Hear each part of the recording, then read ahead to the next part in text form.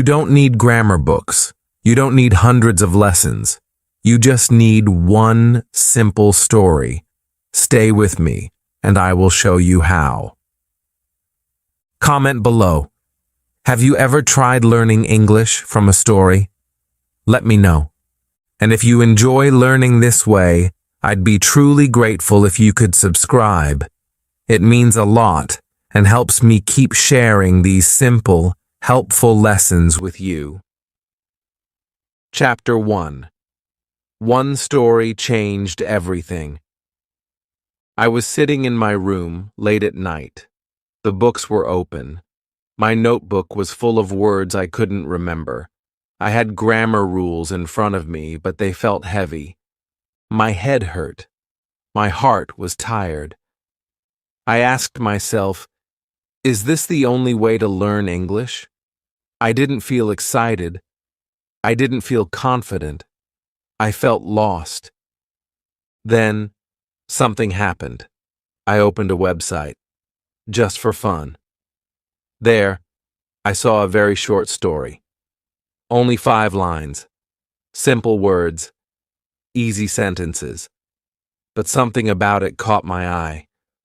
I read it once. Then I read it again. Then again. My eyes followed the words. My lips moved. I spoke each line softly, and then I felt it. For the first time, I understood everything. Not just the meaning, but the feeling. The story made me smile. It made me think. It made me speak. The story was about a little boy who lost his red balloon. He looked for it everywhere. At the end, he found it floating in the sky. He smiled and said, "It's waiting for me." Just 5 lines, but they changed me. I stood up and said the sentences again, this time louder, clearer. I looked in the mirror. I said them again. I was speaking English, not from a grammar rule, not from a textbook, from a story. And I felt something new, confidence. That night I didn't study any new words.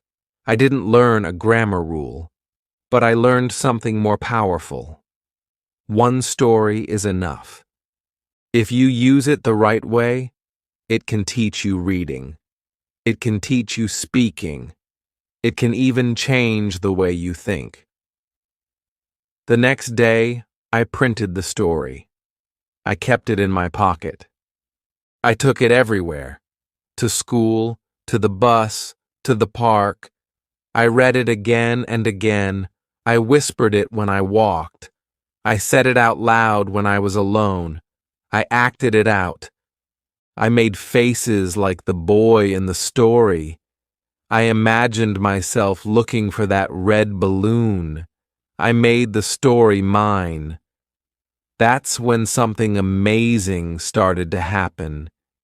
English was no longer just a subject. It became a part of me. I wasn't memorizing anymore. I was living the language. I started thinking, what if I do this with more stories? What if one story, just one, can be my teacher? So I tried, and it worked. Not because the stories were long or difficult, but because they were alive. From that one story, I learned how to read with feeling. I learned how to speak with rhythm. I learned how to think without translating. And slowly, I started becoming fluent, not by learning more, but by going deeper. That's what I want for you. In this video, I will show you exactly how to do it, step by step. We will use one story. We will explore it together. And by the end, you will not just read it. You will speak it. You will think with it. And you will believe in yourself. So, take a deep breath. Forget the grammar rules for a moment. Forget the big words. Let's start small. Let's start with one story, because sometimes one story is all you need to change everything. Chapter 2: How to Read with Feeling, Not Just Words. The next morning I sat on my bed with that story in my hands. I had already read it many times, but now I wanted something more. I didn't want to just read the words. I wanted to feel them. I wanted to bring the story to life. So I looked at the first line. The boy lost his red balloon. I didn't just say it. I imagined it. I saw the boy in my mind. I saw him looking up, his eyes wide, his hand reaching out. I read it slowly, like I was the boy. I felt the sadness in the sentence. I said it again, but this time softer, then louder, then like a whisper. Each time it felt new. That was the moment I realized something. Reading is not about speed. It's about connection. When you feel the sentence, you remember it, you understand it, and you love it. I read the second line. He looked behind trees, under cars, and inside boxes. I smiled.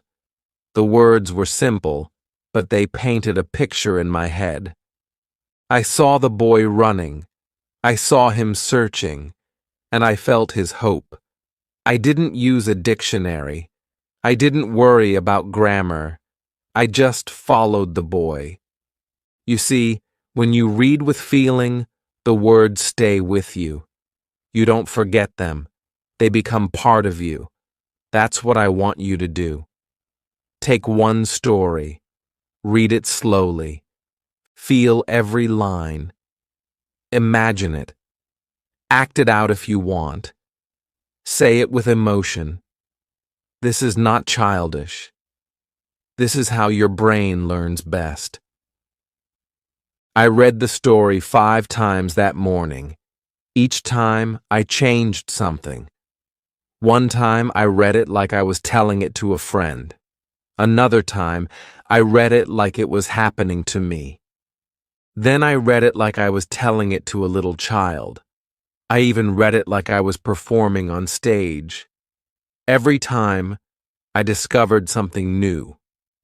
Reading like this is powerful. It makes the story alive. And when the story is alive, the language becomes real. You don't forget it. You don't need to study it. It stays with you. That day, I walked to school with the story in my head. I didn't have the paper, but I could remember every word. Why? Because I had felt the words. I had lived them. I want you to try this.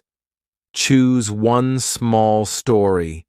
It can be about anything: a balloon, a dog, a rainy day.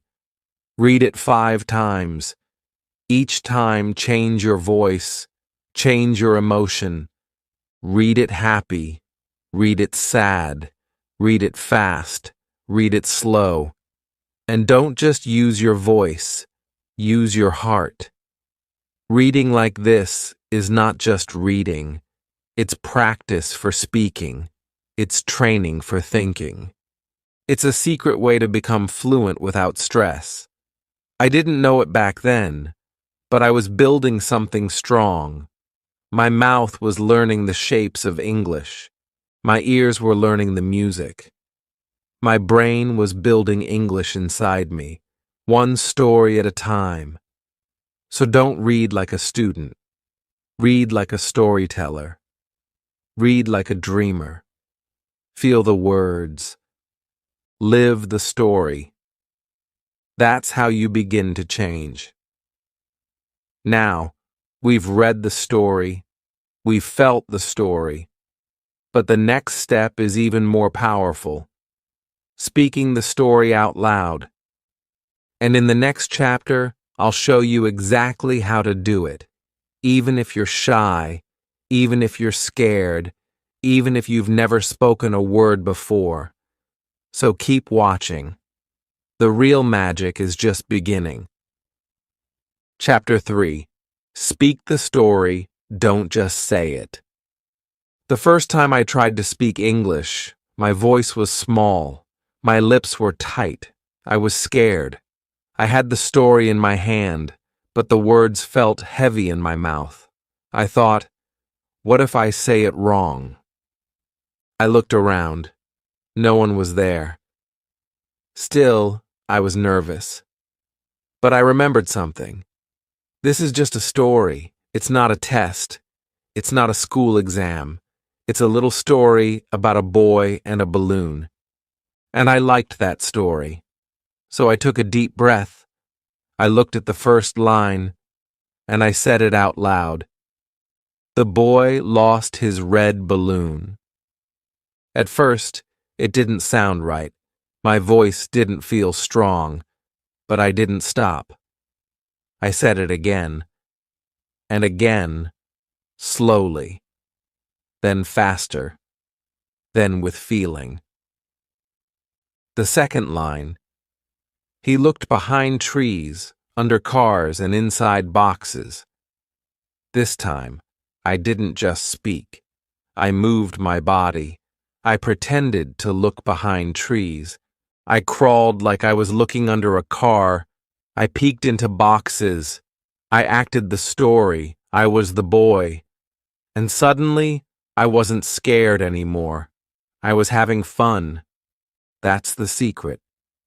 Speaking English doesn't have to be hard.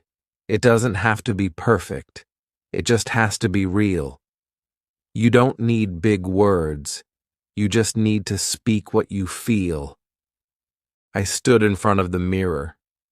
I looked at myself. I smiled. I spoke the whole story from start to end. I used my hands. I used my eyes. I said every word with meaning. I felt like an actor. But this was not a show. This was my practice. You can do this too. You don't need a class. You don't need a partner. Just a story, a mirror, and your voice. Speak the story, not just once, many times. Speak it in the morning. Speak it at night. Speak it while you walk. Speak it when you're alone. This is how fluency starts. Sometimes I made mistakes. Sometimes I forgot a word, but I didn't stop. I didn't worry. Because I was learning. I was growing. And every time I spoke, I became stronger. The story became my daily speaking practice. I didn't wait for the perfect time. I didn't wait for someone to correct me. I just spoke. And the more I spoke, the easier it got. One day, I recorded myself. I listened to my voice. It sounded strange at first, but then I smiled. I could hear English. I could hear the rhythm. I could hear the story. That was the moment I believed in myself. Speaking the story helped me in many ways. It trained my tongue. It improved my pronunciation. It built my memory. It gave me courage. And it made English feel natural. You don't have to say big things. Just say small things, clearly. Say them with feeling. Say them again and again. That's how babies learn. That's how I learned. That's how you will learn too. So today, I want you to do something simple. Take one story, stand in front of a mirror, look at yourself, and speak. Don't worry about grammar. Don't worry about accent. Just speak. Like you're telling it to a friend, like you're living the story. This is not just practice. This is transformation. And in the next chapter, I'll show you how I used the same story to listen like a child. How I trained my ears. How I made English sound normal, and how that helped me speak even better. So don't stop now. The story is just beginning. Chapter 4. Listen like a child learns. I used to think listening was just about hearing words, but I was wrong. Real listening is about feeling. It's about hearing the music of a language, the ups and downs, the fast and slow, the soft and strong. Babies don't know grammar, they don't know vocabulary, but they listen. They listen every day for hours. That's how they learn. Slowly, naturally, without stress. I wanted to do the same. I took the same short story, the one about the boy and the red balloon, and I found an audio version online. It was read by a native speaker, soft, clear, and slow. I put in my earphones, I closed my eyes, and I just listened. No notebook, no dictionary, just the sound. At first, I didn't catch every word, but I didn't care. I let the voice play again, then again, then again. I started noticing things.